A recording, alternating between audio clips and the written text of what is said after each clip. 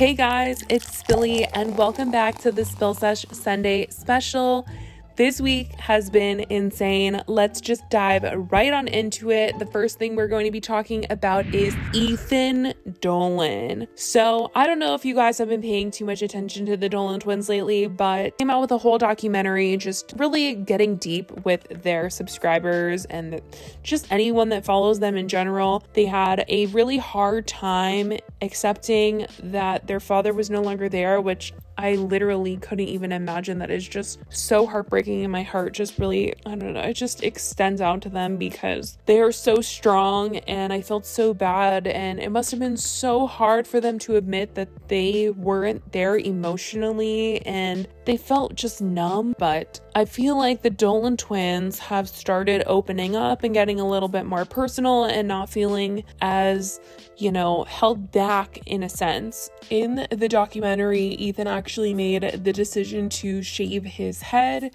And this week, a lot of people have had some things to say about the way that he looks, because he has developed some acne on his forehead. I don't know if he had acne just recently developed or if he's had this, before.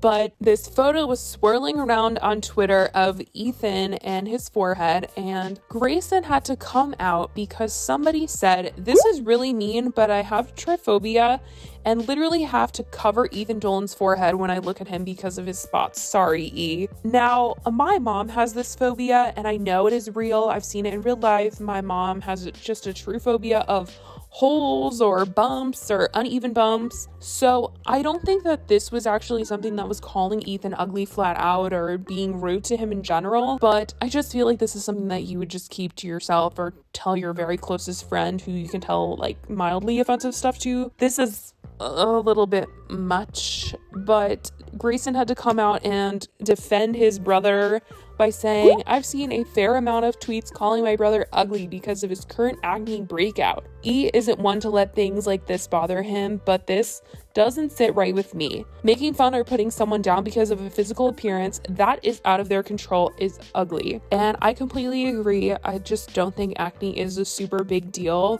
I think it either goes away or, you're ending up with some scars and stuff, but it really shouldn't be what's on your face or your body that matters. It should just be like whether or not you're a good person or not. So as long as you don't have an ugly personality, I don't care what you look like on the outside. I mean, seriously, you guys, look at his face. His jawline, it's still perfect.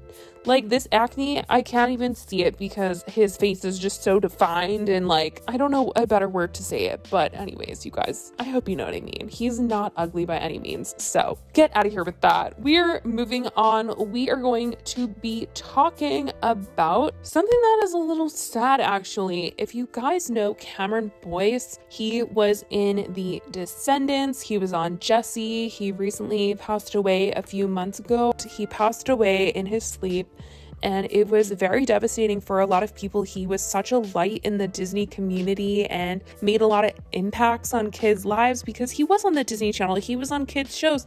We literally saw him grow up before our eyes. He was just so tiny on Jesse, and then he became a man. There is actually a clothing company that was started by Cameron, and these clothes have a message and a giant meaning behind them. Not only just the fact that Cameron Boyce is the person that started the campaign behind this entire clothing line, but this clothing line on their website says, "Archives from Cameron Boyce is a campaign that encourages people to embrace their identity, removing the labels that often stereotype and stigmatize, to live in a world of inclusivity.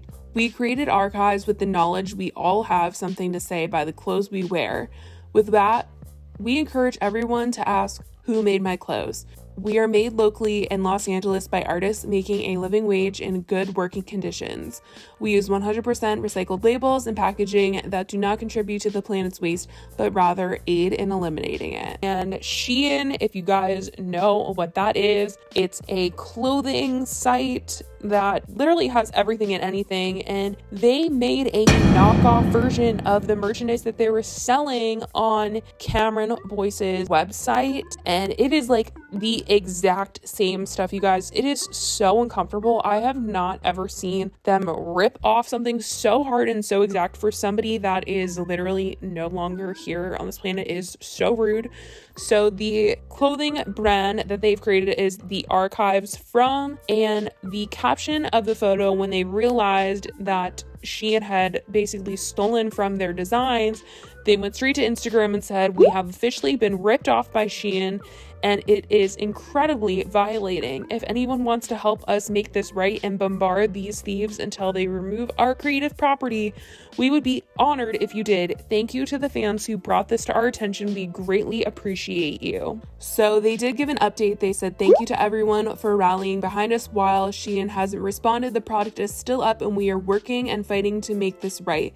This is so personal for us and for all of you fans. We are nothing without you and mean that deeply forever." So hopefully Shein does remove this from their website. This is just ridiculous and should not even be legal. So I hope they remove this quickly. Anyways, you guys, we are moving on to the story that I know you guys are waiting for. Tana shading Danielle Cohn. Apparently this happened at Playlist Live. Sounds like she had a very bad experience meeting her. As you guys can see here, they filmed a TikTok together. They actually did one on both of their TikToks, so 2 TikToks in total.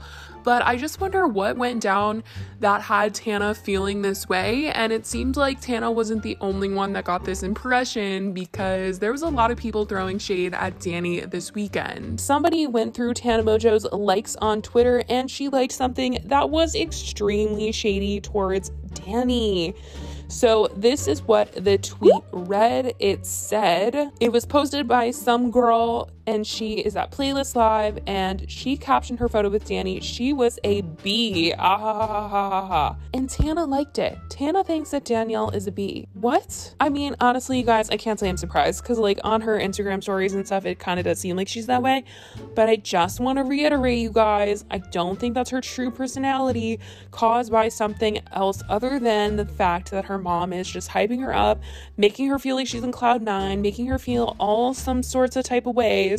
And I don't know. This is just such a crazy situation. She's getting this horrible reputation because her mom doesn't know how to get her to stop, or her mom doesn't know how to stop. She can't control herself other than keep telling Danny to make this stuff. So I'm frustrated with that. So this girl actually went back on Twitter, and underneath her tweet, she actually clarified what the incident actually was that she experienced with Danny. And she said, "Just to clarify, I liked her before we took the pic. That's why I took one.